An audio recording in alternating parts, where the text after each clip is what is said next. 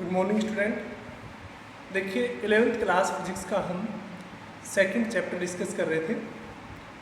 अगर हम second chapter की बात करें तो लास्ट क्लास में हमारा जो टॉपिक था वो डायमेंशन से रिलेटेड था, यानी हमने डायमेंशन के बारे में कुछ इंट्रोडक्शन बताया था कि डायमेंशन कैसे लिखी जाती है, जो भी कोई फंडामेंटल क्वांटिटी होती है उनके जो एक्सपोनेंट होते हैं उनको हम डायमेंशन बोलते थे। क्लियर।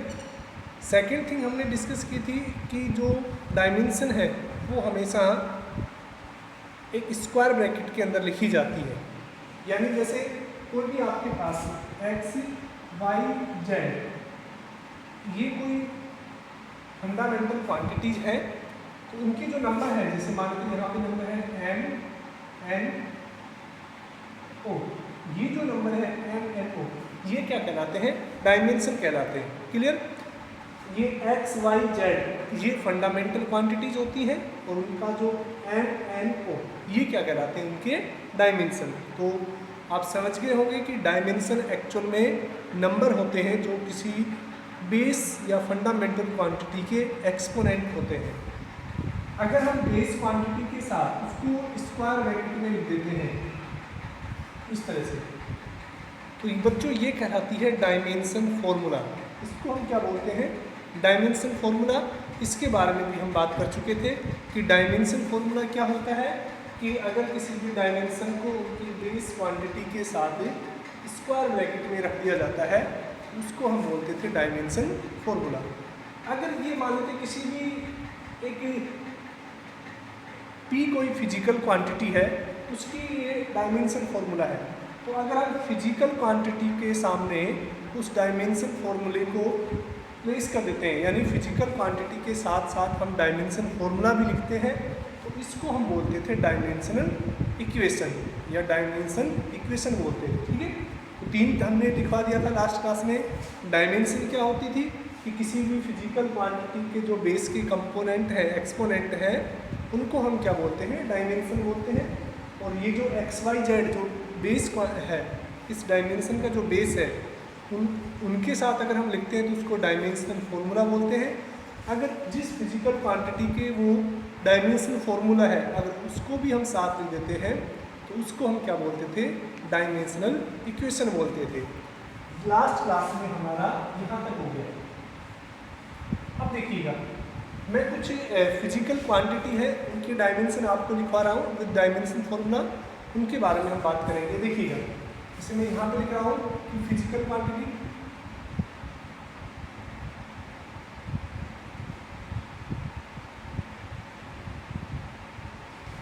अगर हम यहाँ पर उसकी यूनिट लिखें और यहाँ पर उसकी डायमेंशन,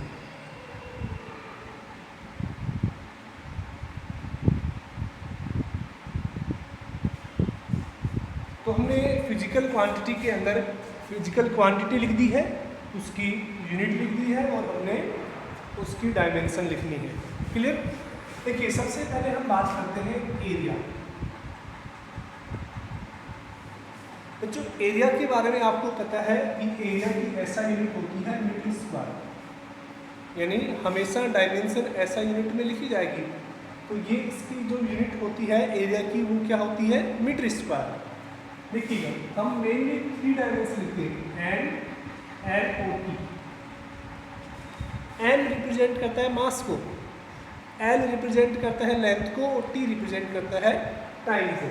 तो यहाँ से देखिएगा, इस यूनिट के अंदर हम देखते हैं कि मास का कोई भी कंपोनेंट नहीं है, यानी किलोग्राम नेम से कोई भी यूनिट नहीं है, यानी मास की कंपोनेंट कितना है? 0 है।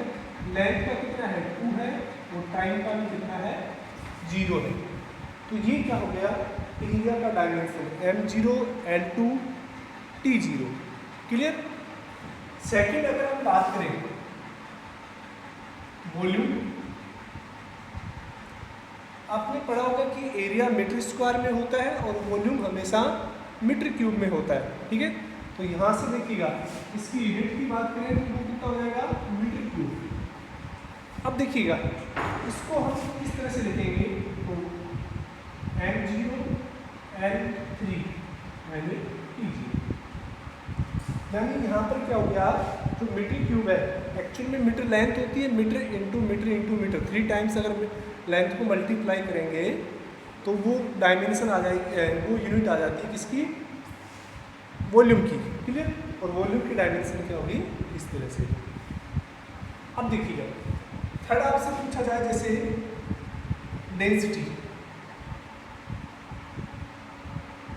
डेंसिटी यानी क्या होता है आपको पता है, अगर हम फॉर्मूला बात करें डेंसिटी का, वो होता है मास अपॉन वॉल्यूम, यानी किलोग्राम पर मीटर क्यूब। ही होता है डेंसिटी का फॉर्मूला, मास अपॉन वॉल्यूम यानी किलोग्राम पर मीटर क्यूब। इसकी जब डायमेंशन लिखेंगे हम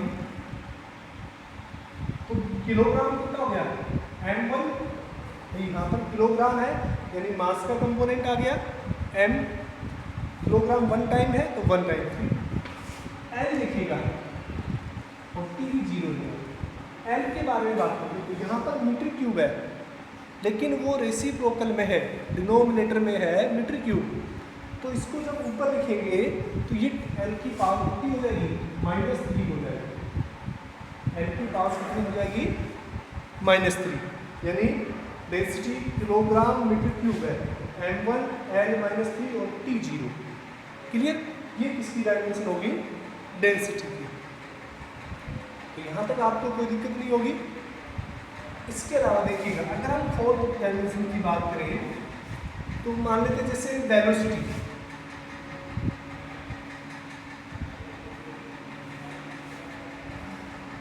वेलोसिटी की यूनिट के बारे में आपको पता है कि वेलोसिटी की जो यूनिट होती है वो मीटर पर सेकंड होती है, यानी इसकी यूनिट मीटर पर सेकंड होती है।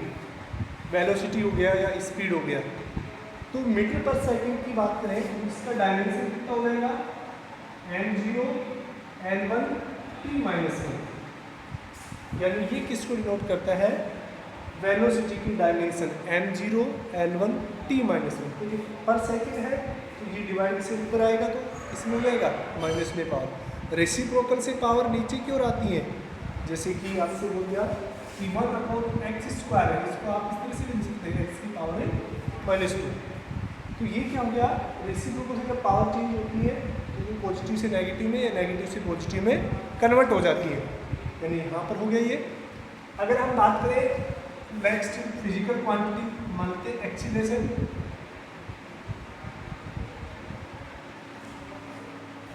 एक्सीलरेशन की बात करें तो एक्सीलरेशन की यूनिट होती है मीटर पर सेकंड स्क्वायर। एक्सीलरेशन यूनिट क्या होती है, मीटर पर सेकंड स्क्वायर। तो यहाँ से कितना हो गया, m0 l1 t-1 मीटर पर सेकंड स्क्वायर है, तो इसकी वजह से यानी कितना हो गया, t-2, क्लियर।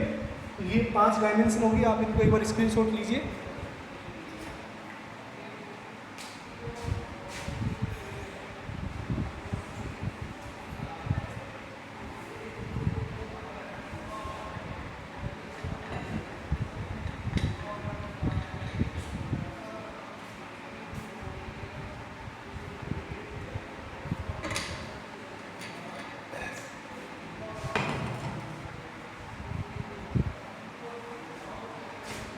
देखिएगा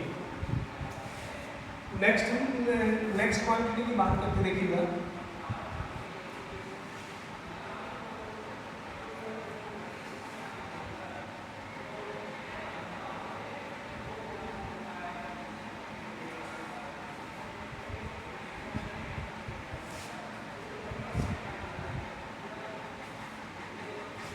देखिए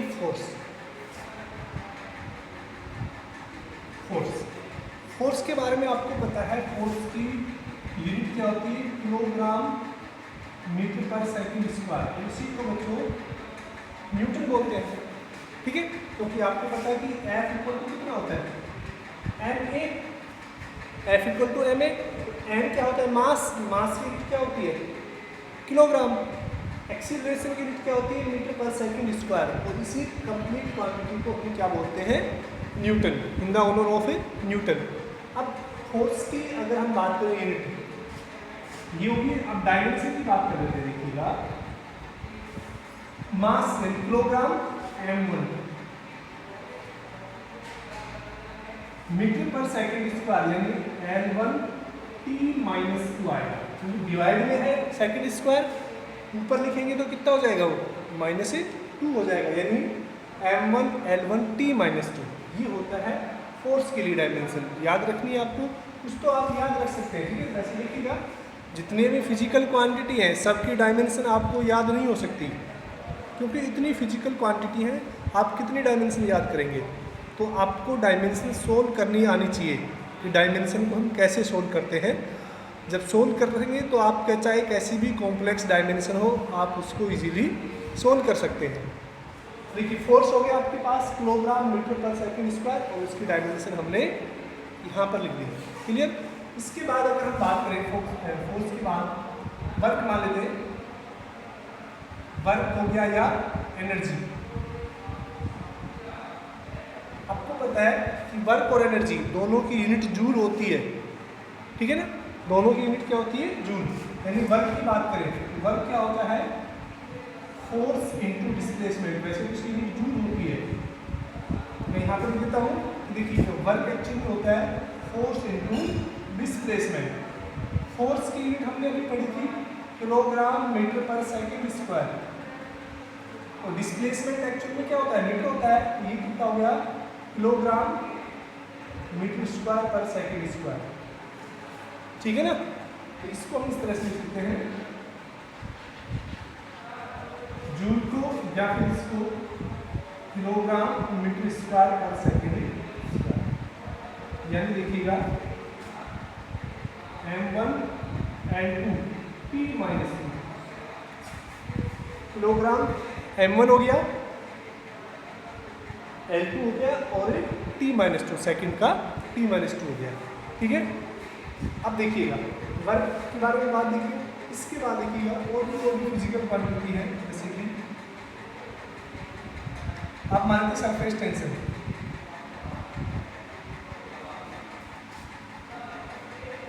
सरफेस टेंशन के बारे में आप पढ़ के आए, ठीक है ना, सॉरी पढ़ेंगे आप 11th क्लास में कि सरफेस टेंशन क्या होता है। Force on per unit area, उसको हम बोलते हैं सरफेस टेंशन।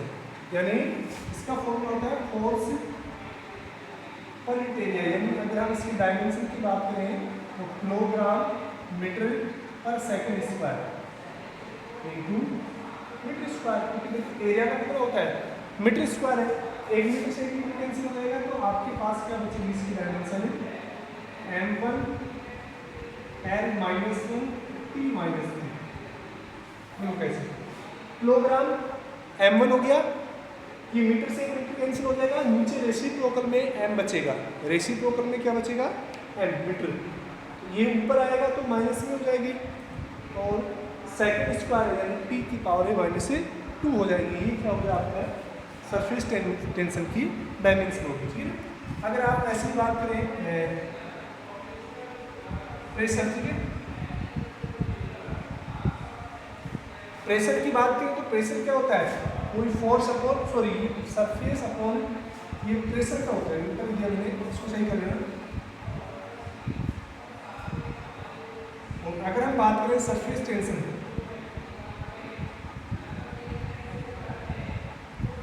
अगर हम बात करते हैं सरफेस टेंशन की, तो सरफेस टेंशन का फॉर्मूला क्या होता है, force upon area, force upon length. ये होता है सरफेस टेंशन। और प्रेशर क्या होती है, फोर्स अपॉन एरिया। यहाँ से देखिएगा किलोग्राम मीटर पर second square into metre, metre से मीटर कैंसिल हो गया, यानी M1 L0 T माइनस 3। ये क्या हो गया, सरफेस टेंशन का डायमेंशन। नोट कीजिए इसको जल्दी से।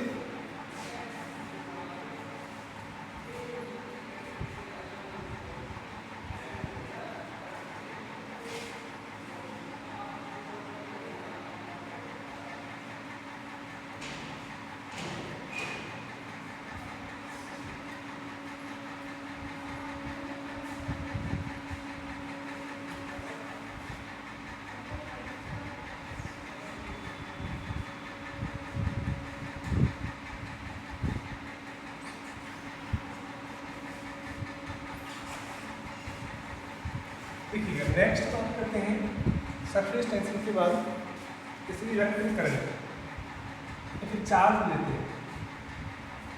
चार्ज का क्या होता है देखिएगा, I इंटू टी, ही होता है करंट इंटू टाइम, वो होता है चार्ज। ये आपने पढ़ा होगा कि I बराबर क्या होता है Q अपॉन टी, यहाँ से Q बराबर कितना हो जाएगा I इंटू टी। यानी अब इलेक्ट्रिक करंट की डायमेंशन हमने लिखा है क्योंकि ये तो फंडामेंटल क्वांटिटी है A और T की क्या होती है A1 T1, ये किसकी हो गई चार्ज की, ठीक है ना। आप चाहे तो M0 L0 A1 T1 भी लिख सकते हैं, अगर नहीं लिखेंगे तो भी गलत नहीं माना जाएगा AT, ठीक है ना। इसको आप इसमें से लिख सकते हैं M0 L0 A1 and T1, या फिर आप केवल AT भी लिख सकते हैं क्योंकि इनकी पावर वर्क का मतलब ही कितना है, ये भी तो सही है, ठीक है, तीनों ही सही है। आप तीनों केस में लिख सकते हैं कि T और इस तरह से, ठीक है। ये चार्ज की होती है। अब देखिएगा नेक्स्ट आपसे जैसे पूछा जाता है कि वोल्टेज की, तो वोल्टेज V बराबर क्या होता है W upon Q, charge work upon charge, यही होता है वोल्टेज। आप 10th क्लास में बढ़ के आए तो देखिए वर्क की कितनी होती है फोर्स इंटू डिस्प्लेसमेंट, चलो आप उसमें थोड़ा बदल देता हूँ, F डॉट dx ऐसे लिखते हैं इंटू Q।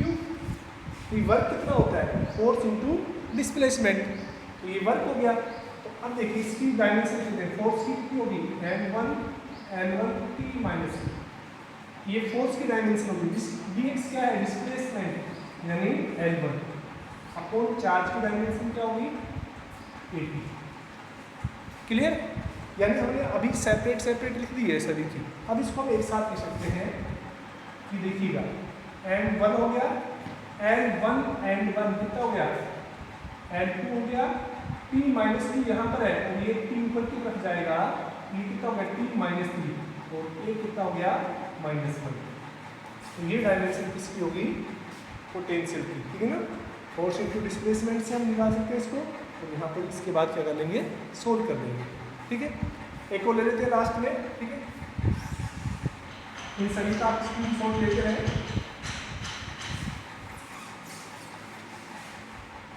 लास्ट देखिए universal gravitational constant, universal gravitational constant, यानी यूनिवर्सल ग्रेविटेशनल कांस्टेंट की बात करें हम इसको G से लिखते हैं, ठीक है ना। आपने न्यूटन्स का ग्रेविटेशन को पढ़ा होगा Fg N1 N2 upon r², ये न्यूटन का ग्रेविटेशन जो है। तो यहाँ पर ये जो G होता है इसको बोलते हैं यूनिवर्सल ग्रेविटेशनल कांस्टेंट। इसकी डायमेंशन लिखनी है तो आप देखिएगा हम G को पहले सोल्व करेंगे, G कितना हो जाएगा F dot r² upon N1 N2। यहाँ तक कोई दिक्कत कि हमने क्या किया है force dot displacement M1 into M लिखे।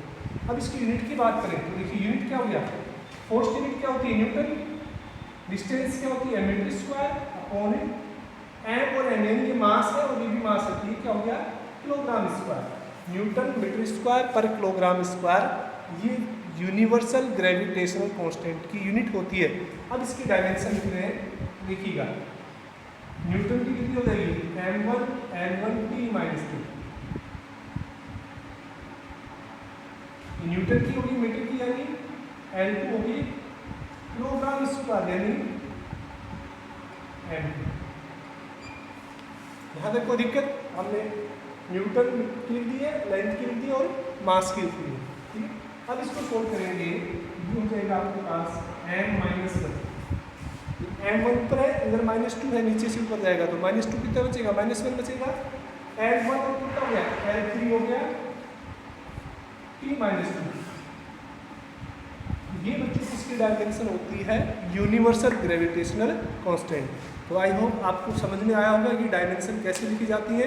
आप एक बार जितने भी फिजिकल क्वांटिटी है उनका आप प्रैक्टिस करके देखना, ठीक है। आज के लिए इतना ही, थैंक यू।